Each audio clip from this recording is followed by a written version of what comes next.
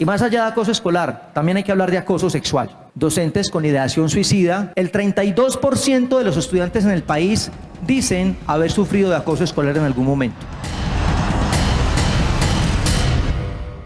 Hoy, según la OCDE, lastimosamente, Colombia tiene el deshonroso segundo lugar en América Latina en acoso escolar. Segundo, leyendo unos documentos puntualmente de la Universidad Javeriana, del Laboratorio de Economía de la Educación, bastante interesantes, donde sacan datos cuantitativos para formular estrategias dentro de la educación, ellos nos dan los siguientes datos.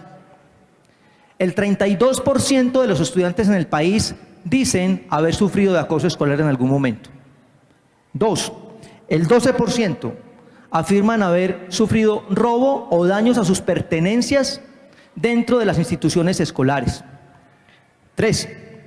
El 11.2% manifiesta haber sido golpeado o empujado de manera sistemática por un mismo compañero dentro de la institución educativa. 4. El 16% de los estudiantes manifiestan haber sido aislado en actividades dentro del colegio por parte de sus mismos compañeros. Quinto, 18% manifiesta haber recibido burlas e insultos de manera sistemática, constante. Y por último, el 10% manifiestan haber sido amenazados con consecuencias fuera de la institución educativa. Este mismo documento muestra la motivación por la cual los anteriores datos se dan. El primero, 30%, homofobia. De ahí la importancia de lo que viene haciendo la Territorial de Salud. Todas estas capacitaciones sobre derechos sexuales y de reproducción, y de todos los derechos sexuales y de diversidad. Segundo, 25% temas raciales. Atérrense con el siguiente dato. 20% se da por diferencias en equipos de fútbol. Cuarto, aspectos físicos con el 10% y otro 10% por discapacidad. El resto, el 5%, son otros motivos. Esto nos hace reflexionar o hacernos la siguiente pregunta, sobre todo a los padres de familia que no tenemos la capacitación para afrontar estos temas. ¿Somos capaces, los del diario vivir, los que no tenemos nada que ver con el sistema escolar, o sea, los padres de familia, los que tenemos un sobrino, etcétera, de identificar el acoso escolar físico a un hijo nuestro, al menos que llegue con un morado, con una lesión física? ¿Somos capaces de identificar si un hijo nuestro, un allegado, una persona cercana, incluso, como escuché un caso de un compañerito del hijo de alguien que iba constantemente a la casa y que tenía síntomas de depresión, de ansiedad, que no quería dormir, que tenía pesadillas, que no quería comer, que no quería ir al colegio, y solamente cuando tuvo ideación suicida se dieron cuenta que estaba sufriendo de acoso escolar? No todo es responsabilidad de las instituciones educativas. Miren, y mucho menos cuando tengo una cifra alarmante. Solamente existe un orientador por cada 518 estudiantes en el departamento de Caldas. Los niños y adolescentes buscan siempre un adulto dentro de la institución educativa para manifestarles sus problemas. Y no obligatoriamente es el rector, el orientador o el director de grupo.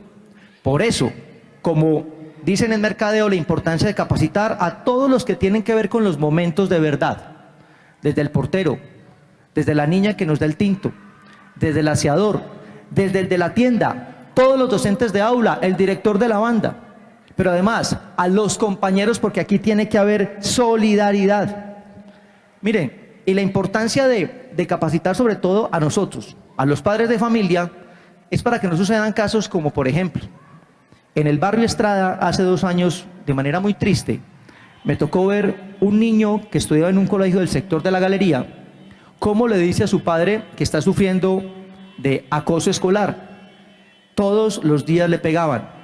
La respuesta del padre, porque no tenía más conocimiento, fue: usted simplemente no se deje, y le dio una navaja. De ahí la importancia de la ley 1620 del 2013, de la cual me permito leer solo un fragmento que no apareció en las diapositivas, y dice: esta ley crea el Sistema Nacional de Convivencia Escolar y Formación para el ejercicio de los derechos humanos, sexuales y reproductivos. Y ahí me detengo un momento.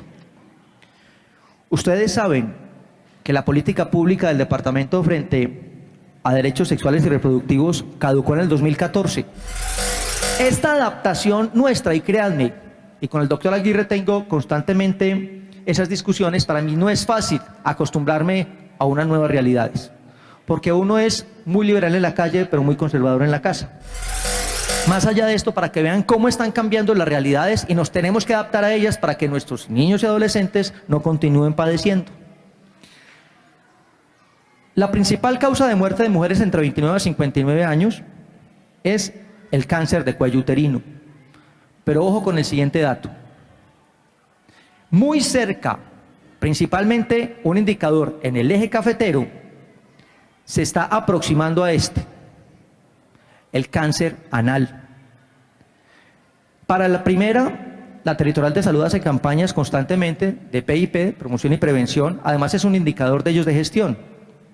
Yo quiero preguntar lo siguiente, señores de la Territorial, doctor Luis Alfonso, si ustedes decidieran hoy hacer una campaña de prevención del cáncer anal, con citologías anales, se les viene todo el mundo encima. Y si logran programarlas y venir al colegio, yo quiero saber quién levanta la mano para preguntar algo. Inmediatamente los etiquetan. Mitigación de la violencia con el objetivo de tomar y articular acciones para la convivencia escolar y garantizar la protección integral de los niños en espacios educativos. Además, fomentar mecanismos de detección temprana y conductas que atenten contra la convivencia escolar pacífica. Hermosa esa ley. Y cuando usted lee mucho más allá, que me la leí absolutamente toda, es perfecta, no deja ningún espacio. Pero como sucede con la Constitución del 91, totalmente garantista, pero a nadie se le ocurrió cómo subsidiamos esto. Es que hacer populismo jurídico es muy fácil. Y leyendo un documento de la Sociedad Colombiana de Pediatría, me encontré con un dato interesante. Claramente hablan del bullying de estudiante versus estudiante, pero hay dos categorías que yo creo que hay que tratar aquí. La primera, la que tiene que ver del bullying del docente frente al estudiante. Y más allá de acoso escolar, también hay que hablar de acoso sexual. El bullying estudiante a docente. Yo vengo de una familia de profesores. Mi papá, mi mamá, mis tíos, todos ya pensionados.